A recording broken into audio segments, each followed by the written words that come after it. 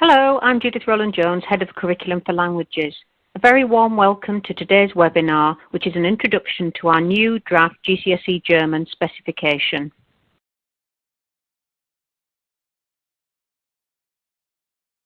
The purpose of this session is to give you a detailed overview of the draft AQA GCSE German specification.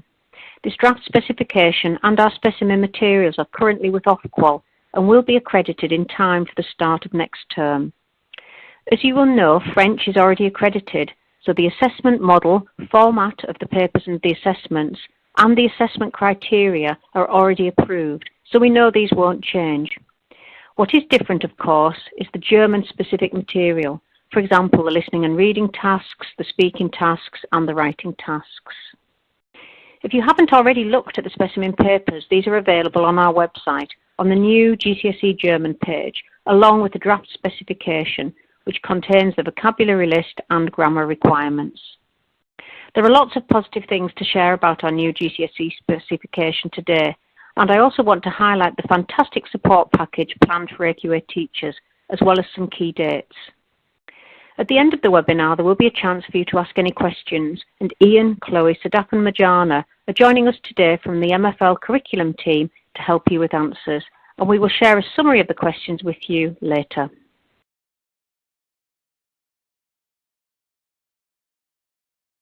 Our specification has been written with the aim of encouraging students to enjoy their language learning and to realise how important learning a language is in life. We want them to be able to use language for authentic purposes and to be able to speak and write about things which are of interest to them. It's also really important to share the culture of the countries and communities where German is spoken and develop cultural curiosity. The whole process of our development has been informed by practising teachers at every step of the way, and a huge thank you to those of you who came along to our feedback events and shared views on our materials. The student experience has also been at the heart of our development work. Our draft papers were trialled with students from a range of school types to inform the development of the assessment tasks. We also trialled our assessment criteria to ensure they differentiated successfully between students of different abilities. This is a really important feature of ensuring our assessments are valid. We use accessible and appropriate language in a clear and consistent layout in our question papers to ensure students are not disadvantaged. We've ensured that our content meets our commitment to equality, inclusion and diversity and reflects the needs and experiences of all students, whatever their background.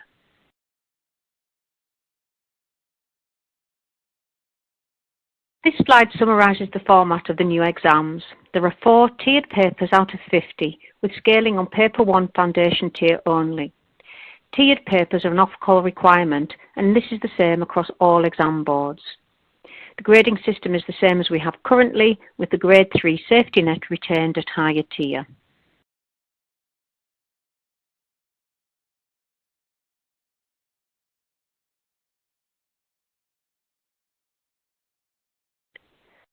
Just a reminder here of the 3 new assessment objectives for this specification. So AO1 refers to spoken language, AO2 to written language, and AO3 to grammar and vocabulary. Exam boards are then required to assign these assessment objectives to different tasks across the 4 papers to meet these overall percentages.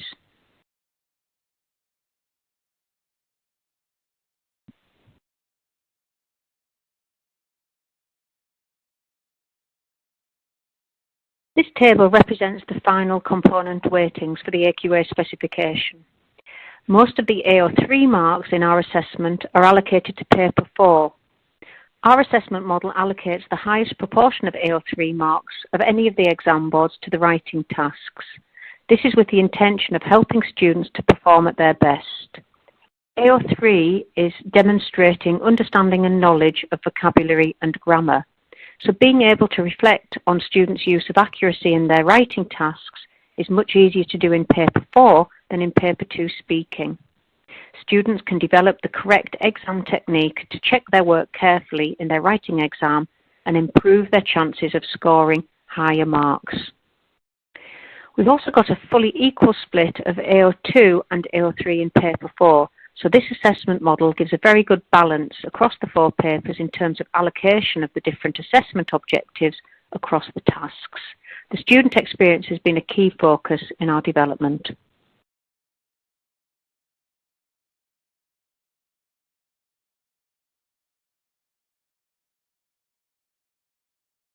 Just a reminder here of the 3 themes, which are very broad. And remember, it is not intended that the themes and topics will be specifically referenced in all assessment tasks. The themes and topics are the vehicle for delivering the vocabulary and grammar, and students will be expected to use this vocabulary and grammar across a range of contexts and assessment tasks.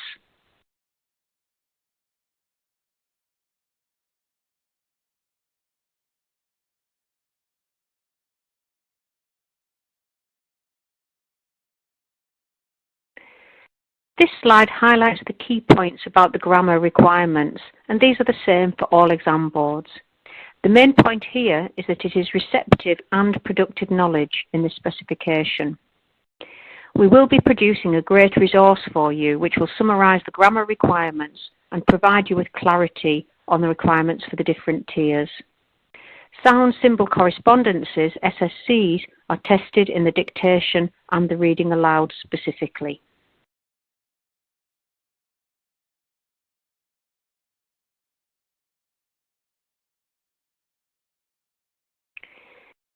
Here we have some information about the vocabulary requirements. So the vocabulary list of 1,200 words at foundation plus an additional 500 words at higher tier. And this list has to include at least 85% of words from the top 2,000 most frequent words used according to a recognised corpus. There's no prior knowledge assumed. In addition, there are 30 multi-word phrases and 20 cultural items. Multi-word phrases are things like es gibt or es tut mir leid.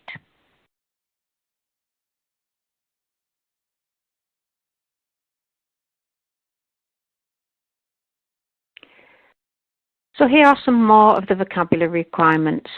I just want to pick out here that students can use whichever pronouns they prefer to meet our commitment to inclusivity, which has been a key part of the development of our new specification.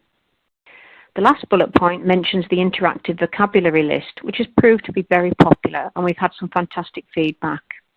If you haven't seen that already, do have a look after the session because it really will save you a lot of time in terms of how you want to sort the vocabulary.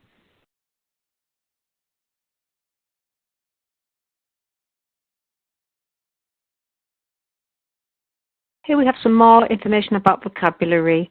So all of the tasks have to be able to be answered using the defined vocabulary, and there's equal credit given for any language used beyond the defined content but that fulfills the task requirements. There are no words outside of the vocabulary list in exam tasks apart from in Paper 1 dictation and Paper 3 inference. Cognates also have to be listed in the vocabulary list.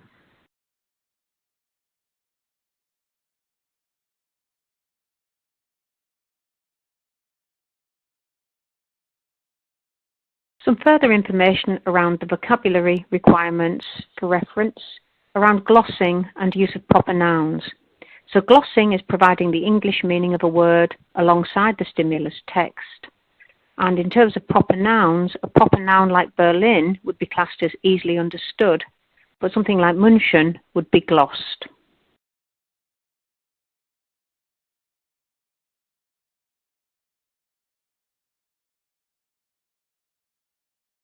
This is a summary of Paper 1. In the listening comprehension tasks, students hear each utterance twice with carefully adjusted pauses to ensure sufficient time for reading the questions and responding, especially where page turning is needed or where written answers are required. Our decision to keep to 2 hearings of each utterance is based on extensive research and consultation with practicing teachers to create the best exam experience for students. To have 3 hearings of every item in the comprehension questions section means a far longer listening exam, which teacher feedback indicated would be very unwelcome, as students already find the listening test an intense and tiring task of concentration for students who are operating in a foreign language. The teachers we consulted felt that any longer for a high listening exam was undesirable. The strong view which was expressed confirmed that the tailoring of the pauses was a more important issue, which is something AQA has always done for our listening tests. Feedback also indicated that if students had not understood the extract after 2 hearings with appropriate pauses, a 3rd hearing is unlikely to be any help and simply extends the length of the test, creating additional stress and anxiety for students. It's also very likely that the Paper 3 exam will follow Paper 1 as it does currently, so that was also a very important consideration in terms of the assessment burden on students. The dictation, however, is heard 3 times in total. The 2 minutes checking time has been added to support students to allow them to check their work carefully before the exam finishes, which was something we were pleased to introduce as a direct result of teacher and student feedback, and we are the only exam board to do this. The recording to accompany Paper 1 will be provided after accreditation, along with a version with 25% extra time built in.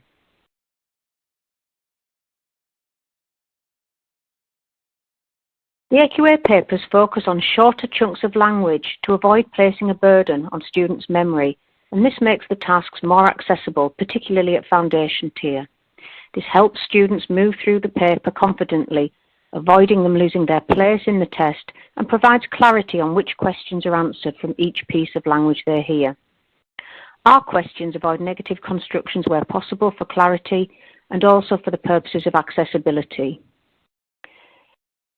The dictation is 4 short sentences at foundation and 5 short sentences at higher, which are transcribed in full. But the way we have designed our dictation task means that students who struggle, in particular with accuracy, can still be successful. We're the only exam board to have marks for both AO1 and AO3 in this task. So half of the marks are awarded for how well the student has communicated the meaning of the spoken extract. The other half of the marks is for how accurately they have transcribed these sentences. We're confident that with the split of marks between AO1 and AO3, all students can gain marks from this task and feel successful. At each tier, there are 2 words from outside the vocabulary list, as this is a requirement, and that will be the same in every exam series. The dictation will be heard 3 times, first as a full sentence, then in short sections, and then again in a full sentence for the final 3rd time.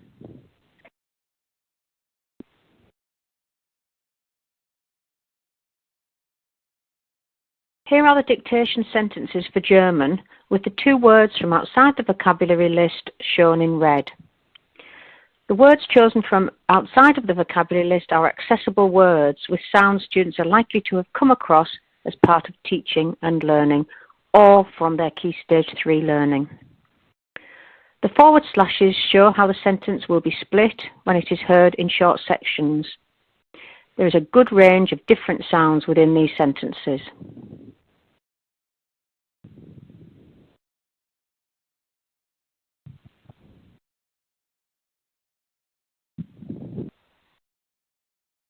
We're now going to look at how the dictation task is marked. So the marking method is a levels of response marking grid. So when awarding AO1, communication of meaning, examiners look across the whole 4 or 5 sentences and make a judgment around how well the meaning of the sentences has been communicated. This is where the lack of accuracy doesn't impact on meaning, as shown in the German example here. The incorrect spellings make no difference in terms of communication, so students can be credited.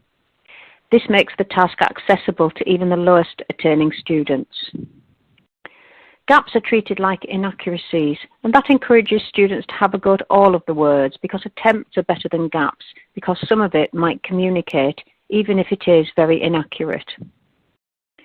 When it comes to AO3, there is no requirement for total accuracy, and this means students can still be rewarded highly, even if they make minor errors. And we've classed minor errors as things like wrong accents and minor misspellings, like double consonants.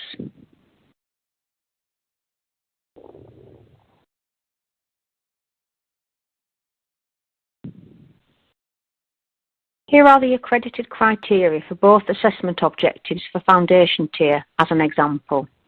Higher tier is marked out of 5 for each assessment objective. The use of 1-mark bands and very simple and clear descriptors makes marking very straightforward. The criteria were trialled with sample student work to ensure they could be applied consistently and accurately to a range of student answers, and we're very confident in this method of marking the task, and our approach rewards students of all abilities, which is a key requirement of good assessment design. Marking the accuracy like this means that there are no tricky decisions for examiners to make around individual words. For example, how correct does a transcribed word have to be to score marks?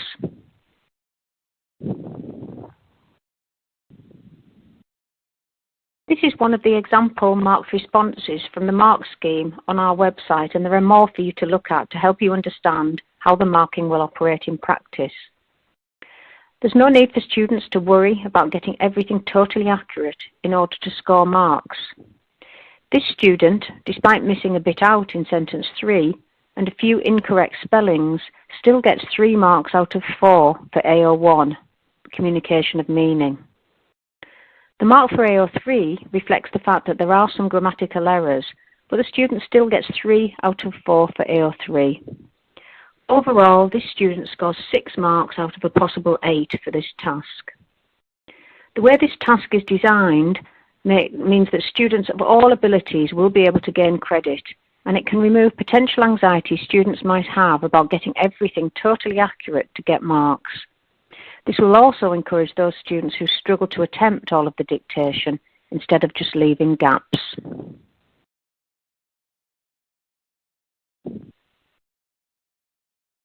We're now going to look at Paper 2 Speaking. Here we have the same arrangements for the administration of the tests, so tests are conducted and recorded by the teacher within a 5-week window. AQA sets and marks the tests. The timings are the same as the current specification, but it is now 15 minutes preparation time at both tiers. We have the same arrangements for access to the confidential materials 3 working days before the start of the test period. It's really important that for AQA, students can write as many notes as they wish for all 3 of the tasks in their preparation time. Some students might want to write a verbatim response to the role play tasks. Some students might just want to make notes. Whatever works best for them. We'll talk later on in the presentation a bit more about notes and how these benefit the student in each part of the test. The student can keep the notes for the whole test, and then these are collected in by the teacher with the stimulus cards at the very end of the test, and then retained until results day and disposed of. This allows for smooth conduct of the test and means there is no disruption for the student or teacher. The tasks for the speaking test are prescribed in the DFE subject content and are therefore the same for all exam boards. They are not always in the same order though. For our test, as the role play is the only part of the test which is totally prepared in the preparation time, we place this first to give students a confident start to the speaking test. We're going to be looking at each task in more detail in a moment, but this just summarises each of the 3 parts and the recommended times. Part 1 is the role play, which is recommended to take between 1 and 1.5 minutes, but there is no issue if a high-attaining student delivers it in a much shorter time, and the teacher would therefore just move on to the next task. It takes the time that it takes, as is the case in the current speaking test. It's worth 10 marks with 5 tasks, each worth 2 marks, and represents 20% of the speaking test as a whole. Part 2 is the new reading aloud task and the short conversation. This is recommended to last between 2 and 2.5 minutes at foundation tier and between 3 and 3.5 minutes at higher tier, and is worth 15 marks, representing 30% of the speaking test. Finally, Part 3 is the photo card discussion, which has 2 elements, responding to the content of the photos and an unprepared conversation. This task is worth 50% of the marks for the speaking test. The total mark for the speaking test is 50, representing 25% of the GCSE.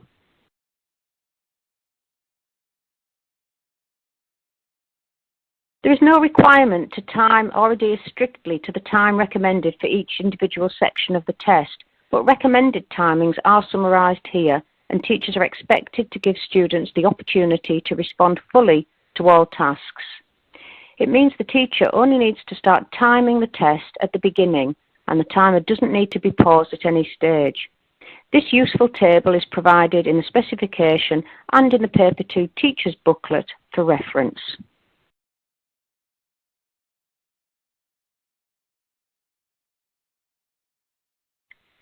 We're now going to look in more detail at Part 1, the role play. So every student does one role play, and every role play for the AQA exam is an informal social conversation between two friends. We decided not to have any transactional role plays based on direct feedback from teachers and from students. Also, to ensure that there are no tricky scenarios which some students, especially those from a lower socioeconomic background, may find unfamiliar or difficult to navigate because of a lack of lived experience. For example, the Tourist Information Office, restaurant or hotel bookings, buying tickets, lost property. You may still wish to cover transactional language as part of teaching and learning, however.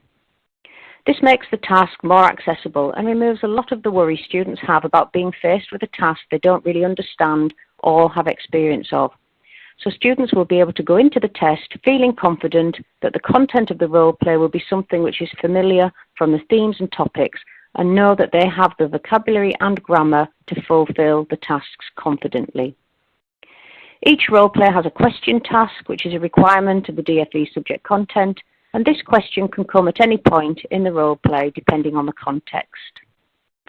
The AQA test has only one question at both tiers in comparison to another accredited specification, which has 2 question tasks at higher tier. We know from our experience of the current role plays that students find the question task tricky, which informed our decision to keep to the minimum requirement. At foundation tier, students are required to speak only in the present tense. At higher tier, students are required to speak in the present tense, and one task elicits either a past or future time frame.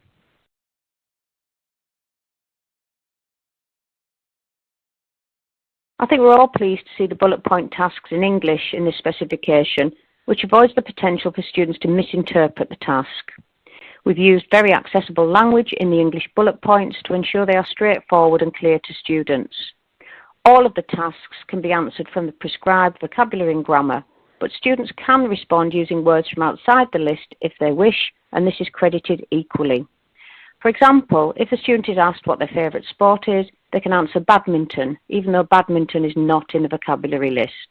This principle applies across the speaking tasks. Students have their role play card at the preparation time and can write notes and a script if they wish, and then use this script in the test, as they can do currently. The teacher role is scripted and must not be changed, so this makes the task very straightforward and easy for the teacher to deliver with very little preparation. There are 2 marks for each of the 5 tasks.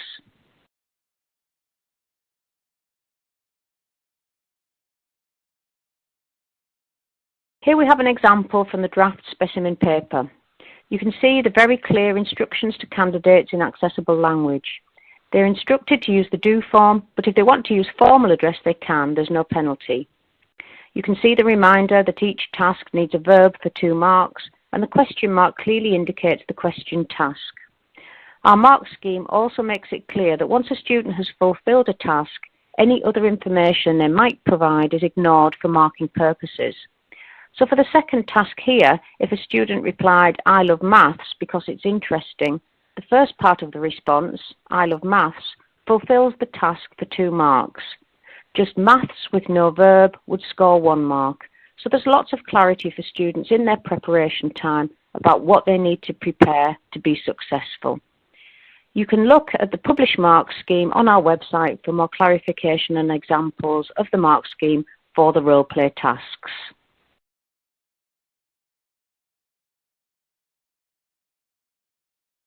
So here are some key points around conduct of the role play to help maximise a student's opportunity to score marks in this part of the test.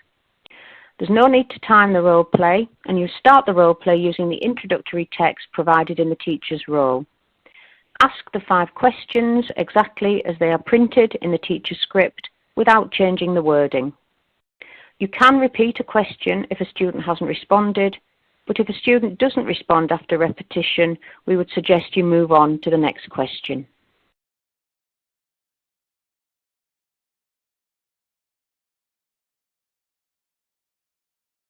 Here are some key points in terms of why the AQA roleplay will be a good experience for your students. It's the only task in the test which is fully prepared in the preparation time, so we put it first, giving students a confident start to the test. All AQA roleplays are in informal register and are social conversations between two friends based on the topics in the specification, so there's no need for students to worry about unfamiliar scenarios. Our roleplay has only one question task at higher tier, and we know this is something many students struggle to do successfully. We signpost the question task really clearly with a question mark on the candidate card to help provide clarity on the day of the exam. We also make it clear on the candidate card that all tasks need a verb for full marks, so students always know how much information they need to provide to get full marks. Students can make unlimited notes for use during the test without any restrictions, and AQA is the only exam board to allow unlimited notes which can be used at any time during the test.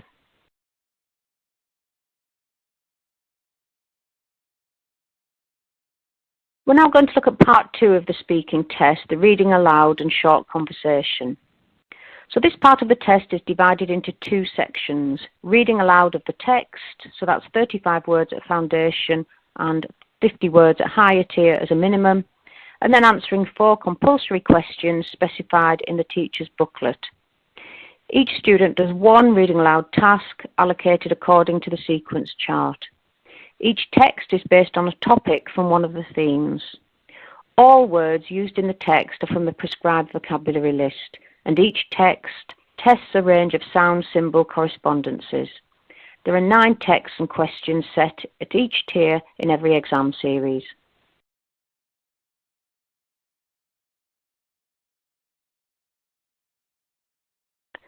This part of the test is recommended to last between 2 to 2.5 minutes at foundation tier and between 3 to 3.5 minutes at higher tier. But this is only a recommendation, so when the task is completed, you move on to part 3.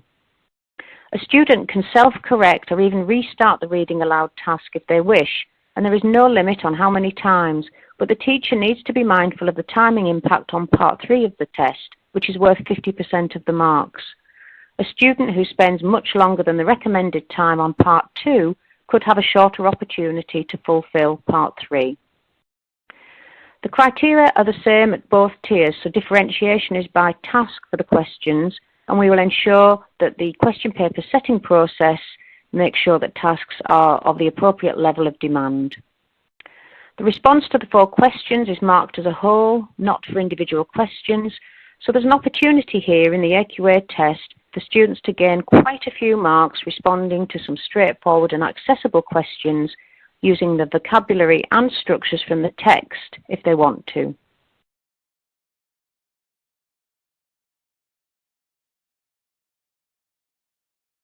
The reading aloud text is in spaced sentences to help readability and is in a much larger font.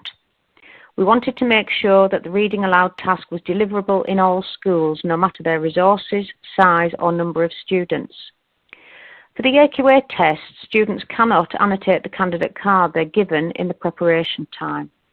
We gave this issue a lot of consideration, and it became clear that we could not provide the appropriate number of hard copies of the different tasks for different schools with different numbers of students, because we would not be able to determine the specific number of copies of each of the cards needed, and we wanted to avoid unnecessary waste. We also discounted allowing duplication or printing of the cards within schools because of the high risk of potential security breaches. In order to support students, we allow an unlimited amount of notes, and also we don't specify what form the notes can take, so students can use their preparation time to write out the reading aloud text if they wish, and annotate it or use phonetic symbols or notes to help them deliver it.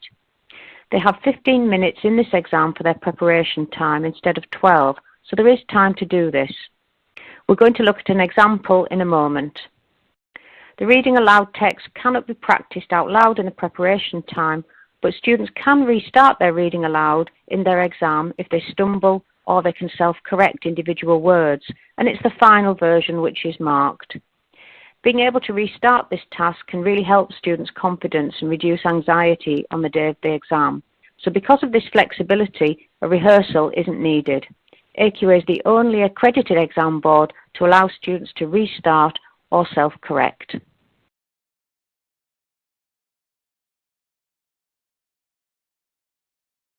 This is one of the German foundation tier texts. Very clear layout, so this supports accessibility and readability. A range of sounds is being tested, but all words come from the vocabulary list, so students should be familiar with them. There's clarity for students in that it gives the topic the text is based on to avoid any potential confusion, and also very clear instruction that they need to answer the 4 questions fully. We've done our utmost to support students in this new task.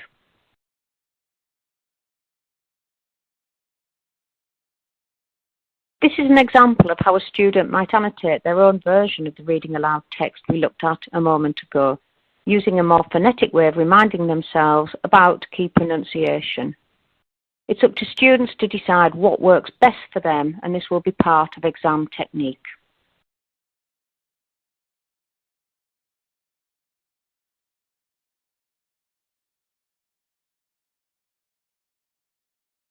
We're now moving on to look at the short conversation. So all of the 4 questions at both tiers are in the present tense and have to be asked as they are written. There are no additional questions and no paraphrasing or rewording. So this part of the task is very straightforward from a teacher conduct perspective. Also, in the AQA task, unlike other accredited exam boards, students can keep their copy of the text during the short conversation, and if they want to, they can use vocabulary or short phrases from the text to answer the questions. Other accredited exam boards don't allow the text to be retained during the short conversation. All of the questions are very accessible, open-style questions which cover topic content which will be familiar to students from teaching and learning and allow for development in line with the assessment criteria. If a student doesn't understand a question, the teacher can repeat it as often as necessary, but just 1 repetition is advisable so that timing doesn't eat into the time allowed for part 3 of the test.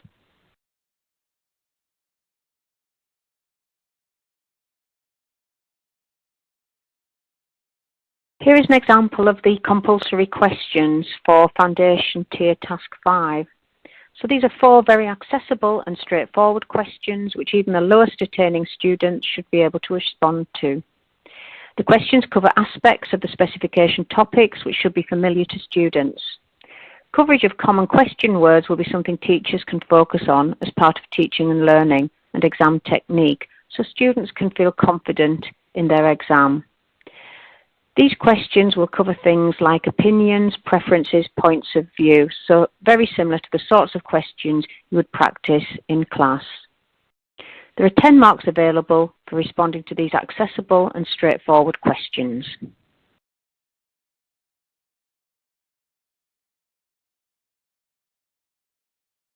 Some key points here relating to the conduct of this part of the test. Students will be asked by the teacher in German to read the text. Remember, students can restart or self-correct when reading the text. The questions must be asked by the teacher exactly as they are written in the teacher's booklet. There's no paraphrasing or rewording of these 4 questions. The questions can be repeated if necessary, and no additional questions can be asked.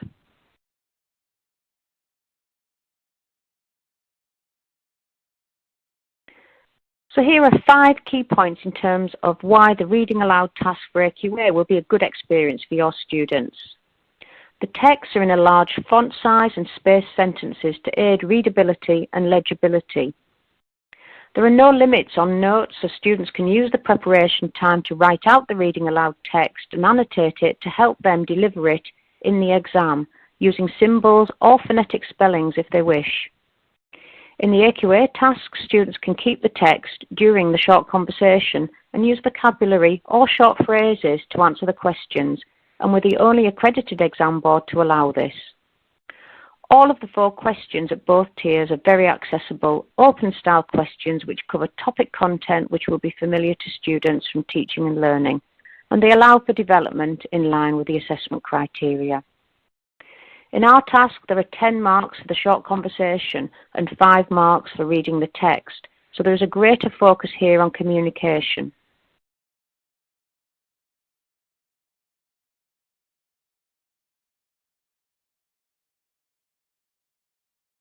discussion of the photo card is the final part of the AQA speaking test, and it's worth 50% of the marks. It's divided into two sections.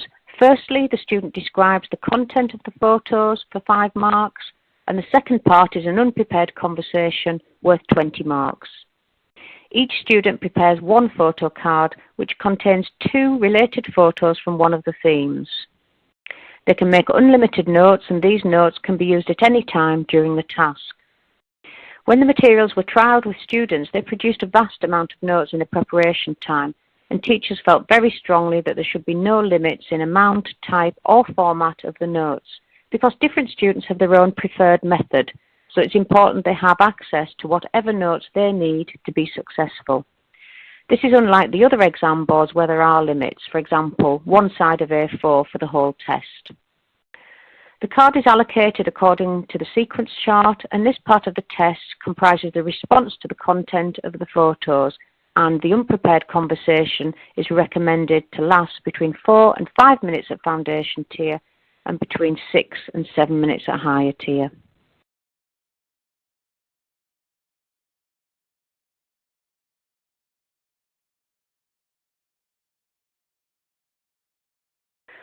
Students look at the 2 photos on their card in their preparation time and write as many notes as they wish, and they can read verbatim from these notes during the test. The photos are the same at both tiers. They're in black and white, in line with AQA's principle that colour is only used in exams where it is integral to the task, for example in geography, where colours are essential for map work. Although the AQA photos are in black and white, this doesn't preclude students from talking about colours if they wish. Students can speculate about colour and don't have to worry about forgetting a colour. If somebody is wearing a grey shirt in a black and white photo, it's fine to say the boy is wearing a blue, green or red shirt, for example, and this will be credited. This is the same principle as we have in the current writing exam for Foundation Tier Question 1, and it works very well. The subject content does not allow any questions to be on the candidate card, and this is the same for all exam boards. In terms of the theme coverage, in this exam, at least 2 of the themes are covered in the test as a whole. One theme in the reading aloud and a second different theme in this photo card task. The role play is not allocated to a particular theme and can cover a range of topics and themes within the bullet point tasks.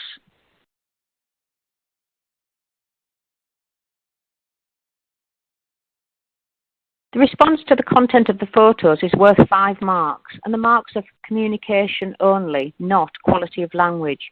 And this is different to another accredited exam board where the marks are split between communication and language.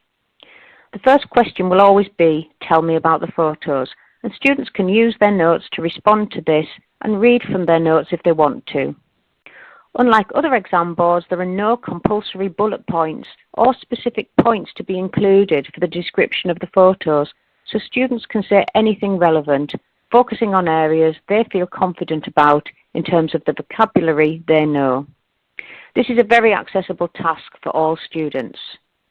As there are no language marks for the description, students can use the same grammatical structure in the same way they can for the current photo card task in the speaking exam and in the Foundation Tier Writing Question 1, for example, as geeped and a noun. So in terms of classroom preparation for describing a photo, students can prepare for this task and the Foundation Tier Writing Question 1 in the same way and at the same time. Any relevant content is credited. An example of content being credited from outside the theme of the photo card could be a picture of some people on a walk, which is allocated to a card for Theme 2 for free time activities. A student might say that people go walking to keep fit, so even though that is more like content for the topic of healthy lifestyle in Theme 1, it's credited. So there's really wide flexibility here for students to say whatever they like, as long as it's broadly relevant to the photos and gain credit for it. This should be a confident start to this part of the test for students of all abilities, because having 2 photos means there's plenty of content to talk about and removes the risk of a student running out of things to say. Students can focus more on one photo than the other if they wish, as long as they say at least one thing about each photo. Timings are approximate, and this part of the task is recommended to last a minute at Foundation Tier and a minute and a half at higher tier, and this recommended time is generous to allow for even the most hesitant of students to fulfill the task.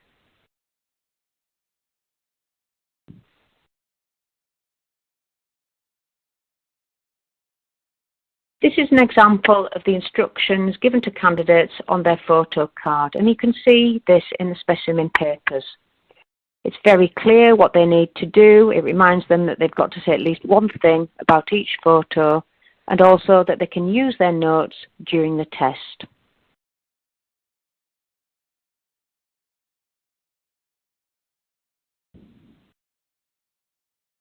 This is an example from the specimen papers for Foundation Tier Card D, and this card is from Theme 2, Popular Culture. Any other content is credited from outside Theme 2. For example, students could refer to Where People Live from Theme 3 or Relationships with Others from Theme 1. The second part of the photo card task requires each student to take part in an unprepared conversation on any or all of the 3 topics within the specified theme of the photo card. This makes it very flexible. So if a card is on theme 1, then in the unprepared conversation, the teacher can ask questions from any of the 3 topics within that theme at their discretion. For example, in the theme of communication and the world around us, the conversation can be on travel and tourism, media and technology, and the environment and where people live. All 3 topic areas can be covered in the conversation if needed, giving ample scope for the teacher to find something which particularly interests the student. Marking must stop at the maximum time allowed for the whole test, but this is the only specific timing which has to be adhered to. When the maximum time is reached, bring the conversation to a sensitive end. So you might say in the target language, for example, we've now come to the end of your speaking test. Thank you.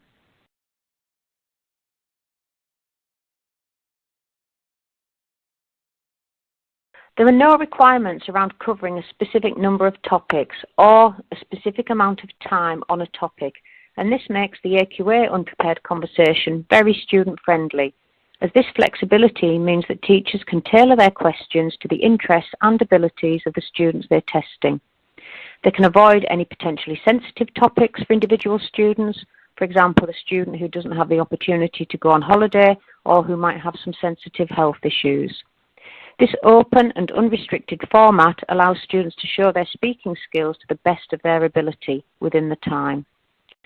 Some students may be able to sustain a conversation on one aspect of a topic, whereas a lower attaining student may need to move across different topics to keep the conversation going. There is some really helpful guidance on questioning technique in the Paper 2 Teacher's Booklet, so please do have a look at that in detail after today's session. A very important point here is that there is no requirement for questions in any specified tenses in the AQA unprepared conversation, and this isn't the same as other exam boards. The AO3 criteria for the unprepared conversation refer only to the inclusion of complex language, and there are examples of complex language in the Paper 2 mark scheme. This does, of course, include the use of different tenses and time frames. It just isn't a requirement in the same way it is for the current exam. No reference to tense usage specifically means that the AO3 criteria is more flexible and less demanding, and it removes a particular hurdle for students. The emphasis here is really on communication.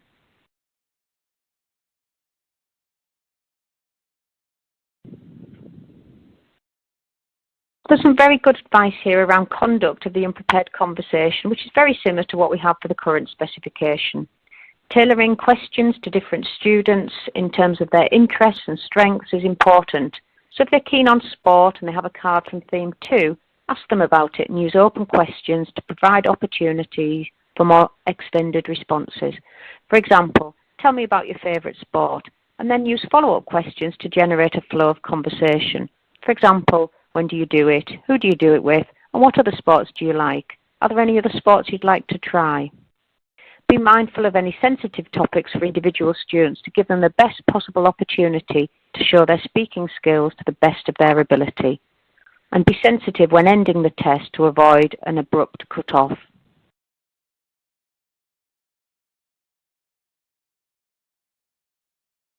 So here are some key points in terms of why the AQA photocard task will be a good experience for your students. Having 2 photos on each card provides plenty of content for students of all abilities and experiences to fulfil the task confidently. The minimum requirement is to say one thing about each photo, which means that students have the choice to focus more on one of the photos if they wish. This removes the risk of students being stuck for something to say. Students can write unlimited notes and read from these in the test in the AQA task. There's no requirement to cover specific points in their description, and this makes the task very accessible for students in terms of what they're able to say. The photos are in black and white, but they can refer to colour if they wish.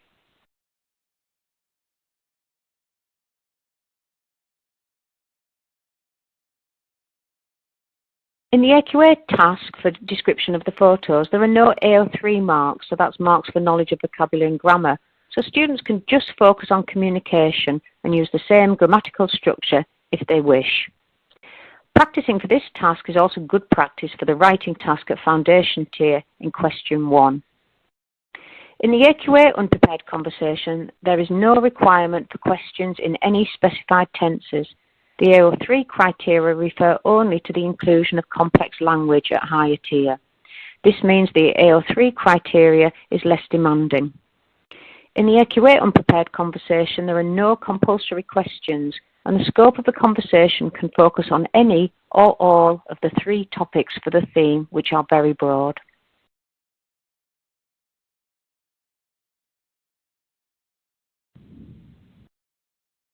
We're now going to look at paper 3, reading. So in section A, reading comprehension, the comprehension questions cover a broad range of different topics and content.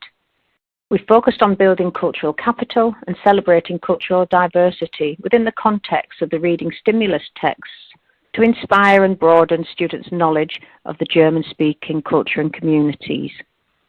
We've included photos where appropriate alongside the stimulus text to provide students with context for places or situations they may not be familiar with.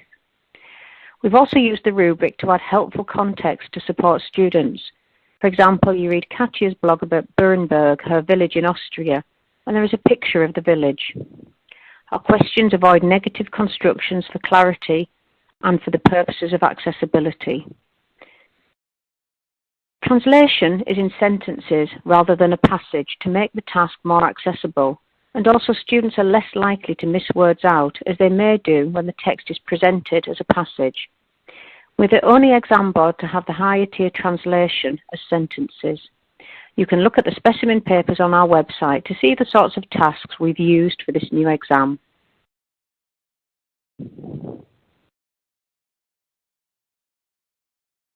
Testing inference is a subject content requirement. We're required to test students' ability to infer, by using knowledge of the vocabulary and grammar, plausible meanings of single words from outside of the vocabulary list when they're embedded in the context of written sentences. We decided to test inference as multiple choice to make this task sufficiently accessible for even lower attaining students. There will be 2 inference tasks in every paper, and there will always be multiple choice. All of the words, apart from the targeted word, are in the vocab list, so students have to use their knowledge of the sentence to infer here that Klavier refers to an instrument, so the word Musikschule indicates that it is an instrument.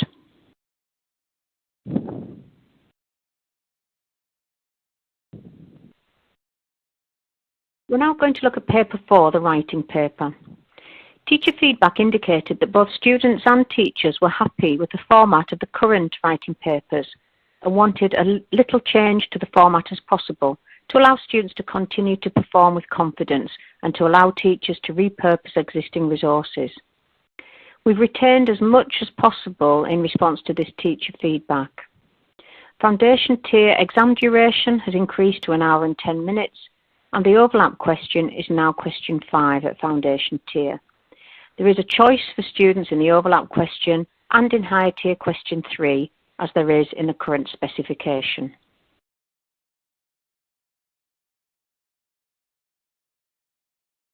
We're now going to look in more detail at the structure of the foundation tier writing paper. Question 1 requires students to write 5 short sentences about a black and white photograph. This is a familiar task from the current specification and one which students perform very well on. There are 10 marks in total, and you can look at this task in the specimen paper on our website. Question 2 has 5 short bullet point tasks and 10 marks in total for a piece of writing of around 50 words. Word counts are recommended only, and everything a student writes is marked. We have 5 bullet points to enable us to differentiate between students of different attainment levels. The bullet point tasks are in English and are very open and straightforward, so all students should be able to access them. We're going to look at an example in a moment. Question 3 is new and is a 5-mark grammar task. Students choose a single word from a choice of 3 provided to complete a sentence using their knowledge of grammar and vocabulary. The foundation tier exam has been increased by 10 minutes to reflect these changes to question 2 and question 3. Question 4 is the translation, which is presented as short standalone sentences as in the current specification, and all of the words come from the vocabulary list. You can look at the specimen translation in the specimen papers on our website. Question 5 is the overlap question, which is the one which is targeted at grades 4 to 5 and appears also on the higher tier paper. Students have a choice of 2 optional questions and write approximately 90 words in response to 3 bullet points in English. Each bullet point targets a different time frame, present, past and future, and they will always be in the same order in each paper. There is no specific requirement to test opinions separately in this specification, so this is why the number of bullet points have been reduced to 3. We'll look at an example of this question in a moment. This is the specimen question 2, so very clear instructions to students that they need to write approximately 50 words in response to the bullet points, and that they must write something about each bullet point. All tasks can be answered from the prescribed vocabulary. Having the tasks in English makes this very accessible. Students need to mention something about each bullet, but the coverage of the bullet does not have to be equal. That's the same principle as we have in the current specification. There are 10 marks for this question, 5 for responding to written language, and 5 marks for the use of vocabulary and grammar.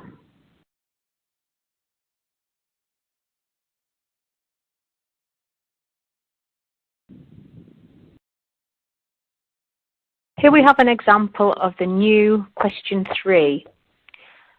Students need to use their knowledge of grammar to choose the correct word from a choice of 3 possible answers and write it in the gap. We've provided an example to help students understand what they need to do. It is multiple choice to aid accessibility, and students have to copy the word correctly into the gap to score the mark. Only AO3 marks are awarded here, knowledge of vocabulary and grammar. This is a very straightforward task and reflects the aims of the subject content in terms of students demonstrating understanding of grammar. You can see this full question in the specimen papers on our website.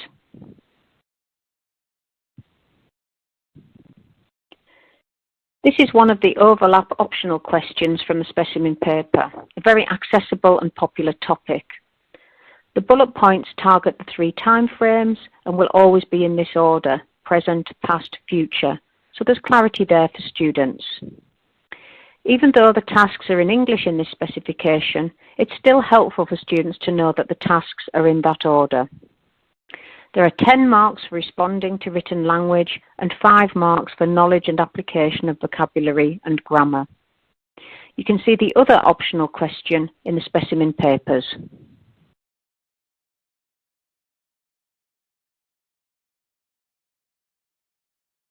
This is a summary of the structure of the higher tier writing paper. In this specification, the translation comes first because it is the only compulsory question on the paper. The translation is in sentences rather than a passage to make the task more accessible and to also ensure that students do not miss words out as they may do when the task is presented as a passage.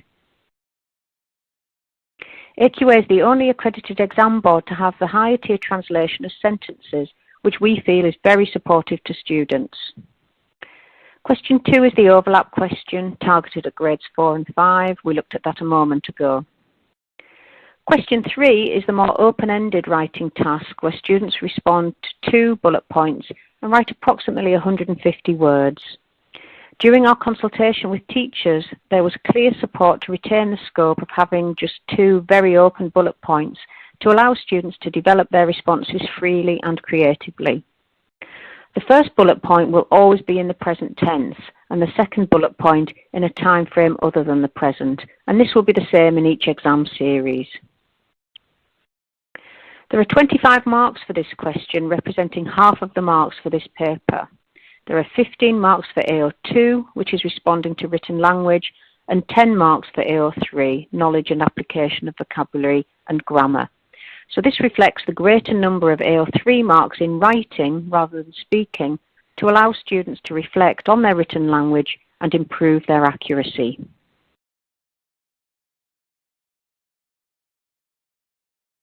Here is an example of one of the higher tier question 3 options. The bullet points will always be in the same order, present tense plus non-present tense. And remember, like the current specification, students have to write at least something about both bullet points, but the coverage can be unequal. So for this example, a student could say, I think free time is important because I can spend time with my friends, and that fulfills that bullet point. They could then write in much more detail about the second bullet point. So we have the same principles here as in the current specification. You can look at the other optional question in the specimen paper.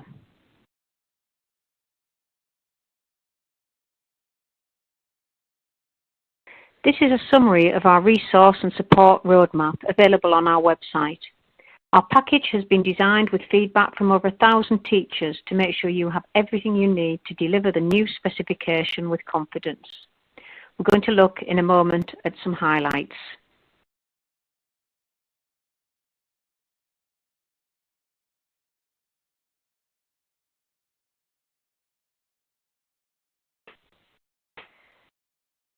We held a very well-received and successful event on the new speaking test recently. If you didn't manage to join the session, please use this link to watch on demand.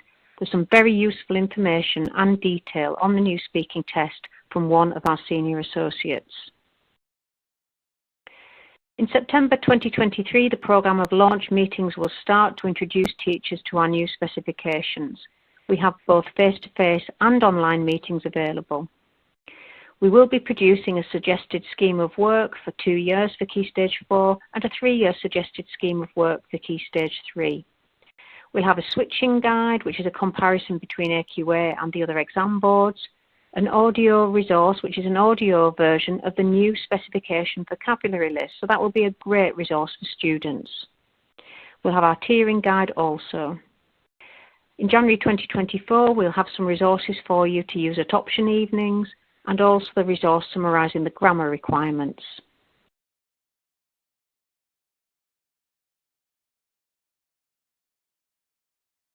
In the spring term 2024, we'll have our Prepare to Teach events, and these are language specific, both face-to-face or online, and led by one of our subject experts. It's a great opportunity to look at some example student work, including detailed examiner commentaries and marks, and also to look in more detail at the requirements of the different tasks and practice marking yourself. Summer 2024, we'll have some guidance for teaching mixed ability classes, and then in September 2024, we'll have some more example marked responses, an additional full set of sample assessment materials that you can use for mocks as they'll be secure, and some additional practice questions. We're going to be producing some mark scheme guidance, webinar training, and there'll be our conduct of the speaking test training, which will be free and on demand. In the spring of 2025, we've got sample lesson plans coming, and we'll be able to explore equality, diversity and inclusion through those. And then summer 2025, those helpful hints and tips for learners on exam technique in poster format, which have been very, very popular for the current specification. Here we have some information about support from OUP for the new specifications. There will be foundation and higher tier student books for all 3 languages, and also resources delivered online on Caboodle.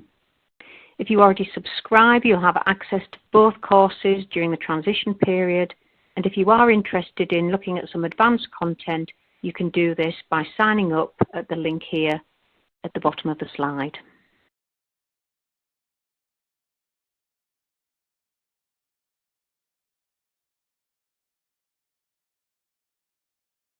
I know many of you already use ExamPro, but there is some absolutely fantastic support coming from ExamPro for the new specifications.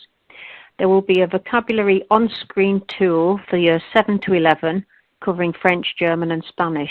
It will be aligned to the new specifications, and it will enable you to effortlessly monitor language acquisition. This will come in spring 2024. It can be used in class or for homework, and it's going to be mobile compatible, and it will also include reports for students and for teachers. There will be a new extensive collection of questions in question banks featuring specimen questions and a range of content mapped to the new specifications, so you'll be able to craft your own homework and assessment tasks tailored to your teaching approach. Ready-made expert assessments will also be available for delivery on screen or paper.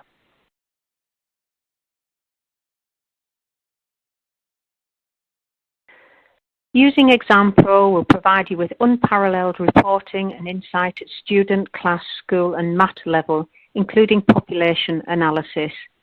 You'll be able to track student progress and strategically plan interventions for maximum impact.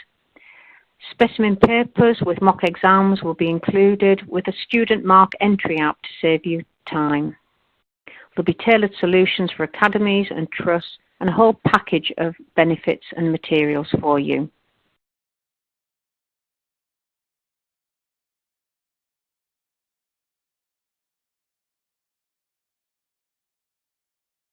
So here is a summary of the timeline and key dates. I mentioned to you the meeting we had recently to discuss the new speaking test that's available to book and watch on demand.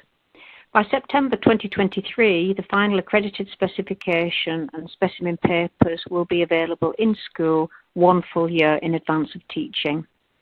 Our launch meetings take place in the autumn term, and spring and summer, the Prepare to Teach meetings. In September 2024, this will be the first teaching of a 2-year GCSE. June 2025 will be the final exam for the current GCSE, and June 2026 will be the first exam for the new GCSE.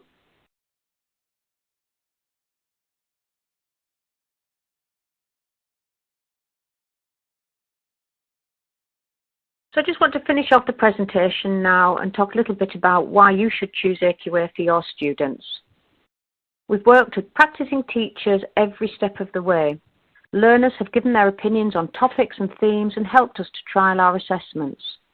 We've also trialed our assessment criteria to make sure they're reliable and differentiate effectively between learners. Our listening exam has shorter extracts to avoid an assessment burden on students, and we've added in helpful checking time at the end of the test. Our dictation rewards communication of meaning as well as accuracy, so all students can feel confident about being able to score marks.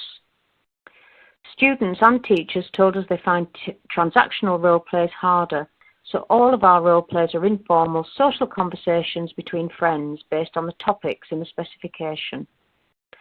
Students can make unlimited notes in their speaking preparation time. We want to make sure they have whatever they need to be successful.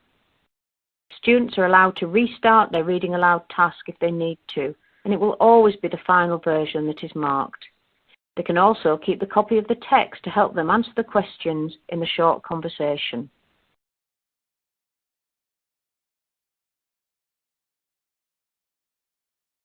In the unprepared conversation, the teacher can ask questions from any of the 3 topics within that theme. This flexibility means that you can tailor your questions to the interests and abilities of your learners. You know your learners best, so you can use your discretion to avoid any potentially sensitive topics and really allow learners to show their speaking skills to the best of their ability. In the photo card discussion, there are no requirements around how many topics to cover or how long must be spent on a topic, So you don't have to worry about stopping and starting timing during the test. You can just focus on getting the best out of your learners. Our translations at higher tier are sentences, not passages, making them more accessible. Our assessment model allocates the highest proportion of AO3 marks of any of the awarding bodies to the writing tasks. This is with the intention of helping students to perform at their best.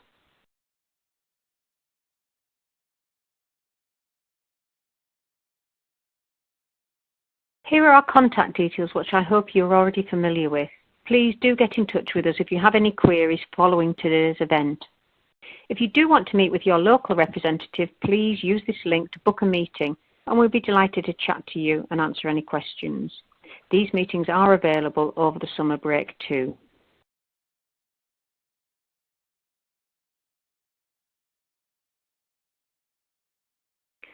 Thank you for listening to today's presentation. I hope you found it useful and informative and that I've given you lots of clarity around the different elements of the new exams. Now we have some time for any questions you might have on the new GCSE, so please submit any questions using the Q&A facility. I'm joined by Ian, Chloe, Sadaf and Marjana from the MFL curriculum team to answer your questions. We have a lot of people in today's session, so we might not be able to answer all of the questions, but please don't worry if your question doesn't get answered. We'll make sure it is included in the Q&A document, which we will circulate to you soon. I'd just like to thank you again for joining me and wish you a pleasant evening and a lovely summer break when it comes. Goodbye.